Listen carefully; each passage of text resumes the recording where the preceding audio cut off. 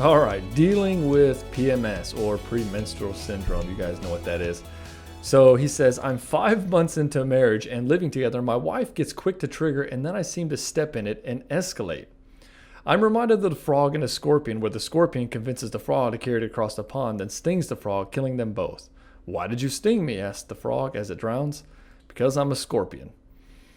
I want to maintain my frame, be unreactive, but somehow, every time, I lose it. I'm not happy that 20% of the time each month, I'm going crazy. Yes, when I become aware of it, I've downloaded the Clue app and I track the cycle and the moods. It's like clockwork. Then I'm an asshole for asking, is this a real problem or is it amplified by hormones? Background, we did not live together before marriage, but had a lot of long weekends together. We dated 4 years and it wasn't an issue. It also may have been reduced because she was on birth control. Tips. Yes, I got lots of tips for you. One is you need to have this conversation when she's not PMSing.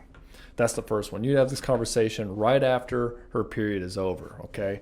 And that means she's going to be in what is referred to as the spring phase of the cycle, and she's going to be in her happiest, and she's going to be the most energetic. If you wait till after she ovulates, which is day 14 from the day she starts her period, if you wait till day 15, she's going to crash hard, and then the week after that, you're dealing with PMS. So you do it after the period is over, okay? Right there in that week, right before she ovulates. Or preferably right after sexy time, or whenever you're having a good intimate moment. You just need to, and part of the thing is you may be approaching it wrong. What she needs to understand is that there's a few books you can get. There's a few books on this, on what you can get, but she has to be the one to take ownership of this. You can't do anything. And what you're trying to do is you're trying to take ownership of it for her. You're trying to get in there. You're like, oh, it's just hormones. And what she's thinking is that he's just not listening to me, even though obviously you believe you're listening to her, and you probably are. And you're trying to do everything you can to fix this. So what you have to do is you have to address it when that's not going on. You know, she's feeling safer now because you're now married. And so now she feels like she can do this. But you need to realize that, yeah, you're together for 5 months, but you got to tell her, like, look, this is destroying the relationship. You weren't like this before, but now you are. And I didn't know that I was getting this. I feel like there's a bait and a switch here, and we really need to work on this together. And I'm not going to leave you, but you really got to do this because I can't live my life this way. I'm sorry, but I can't. So maybe you're gone for a week while you're PMSing. And she'll say, well, I'm not PMSing. What's going on here? And you're going to say, yes, you are. And you need to realize that. And if she storms off and leaves, then you just, when she comes back and you get calm again, you need to address it. You got to be like a dog with a bone on this. You can't let her win in this way. So, and don't escalate it. Yeah, she's going to do stuff. She's going to like poke you and prod you and do all the things she's reflecting the parts of you that are kind of, she's reflecting the kind of parts of you that are weak, right? So she's able to find all the little knickknacks and things, all the weak parts of your armor, and she's escalating in that way. So what I would recommend doing is, if you haven't already, get the 5 love languages, and then also I want you to get the book Who's Pulling Your Strings, because it sounds like there's some manipulation going on here. And what she's doing is, instead of addressing it, she's escalating it in order to throw you off, right? It's a distraction from the real issue. She's not so you got to be like a broken record and say, get back on it.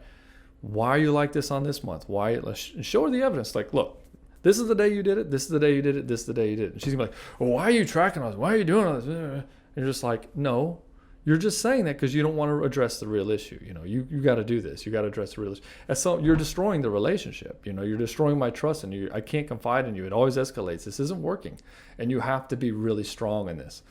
So it's kind of a weird thing that you did the frog and a scorpion thing, because it's like, hey, I'm going to trust you, but you're evil, and so you're going to stab me in the back anyway. So that's really interesting. Think about that. Is she really like this all the time? Is that her true nature, or is it just her PMSing? Now, I'm a big believer that, yeah, hormones do cause major mood shifts.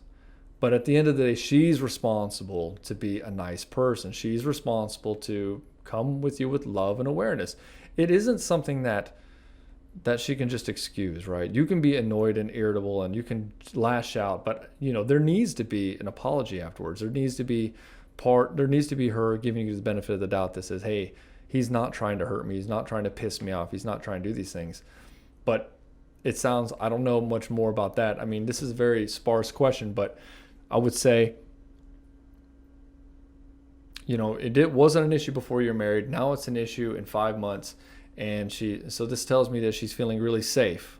So she doesn't have to control herself. But think about it. She did have to control herself 5 months ago. And you were probably hanging out several times a week before you're married. And she was on best behavior because she wanted to get married. She didn't want to fuck it up. And now she feels like she's safe. And so you need to address it. You need to absolutely address that. And you need to say, look, and you need, if it will escalate.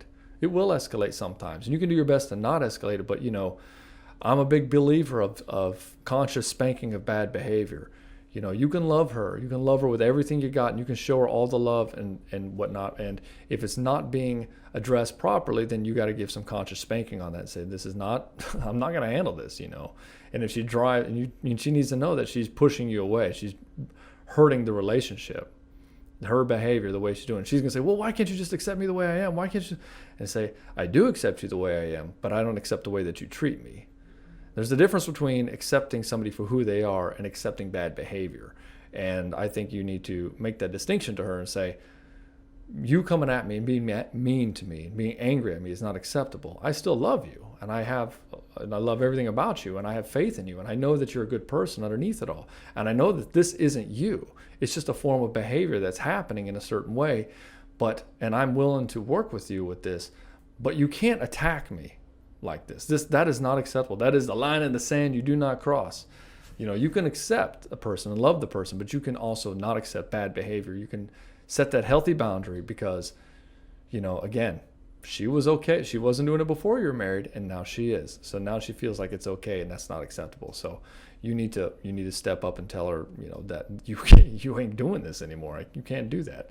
But you also come and you love and accept her for where she's at, and you're already doing that. You're going through all of these things. You've already got this Clue Up, which I'm assuming is a menstruation app or menstruation tracking app, and all this. But I would say tactically, talk to her in week 2, and lay it down. You say, we need to talk tonight, and you say, I want you to spend some time, and we're gonna just plan it out and say, this is what we're gonna talk tonight, because you don't want her. She's gonna be like, well, I don't know why it's a problem. And if she keeps deflecting, you need to come back to it. Keep coming back to it. Don't let her deflect. Don't let her escalate. When she escalates, and she starts being mean to you and calling you names or something like that, that is not acceptable behavior. I'm sorry.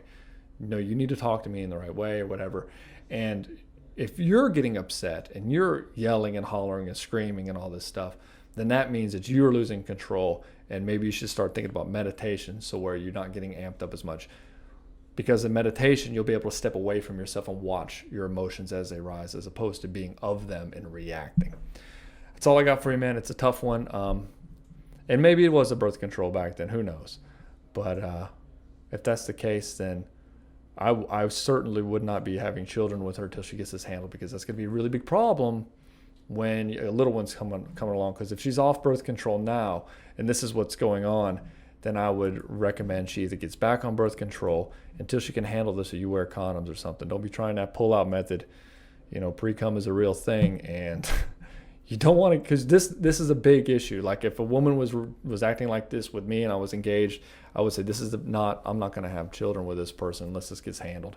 It's because when that baby comes along, it's going to get even worse, and she's going to eventually wear you down, and you're not going to have the wherewithal to handle it unless you've got to get this handled now before she gets pregnant. Anyways, that's all I got for you. Bye.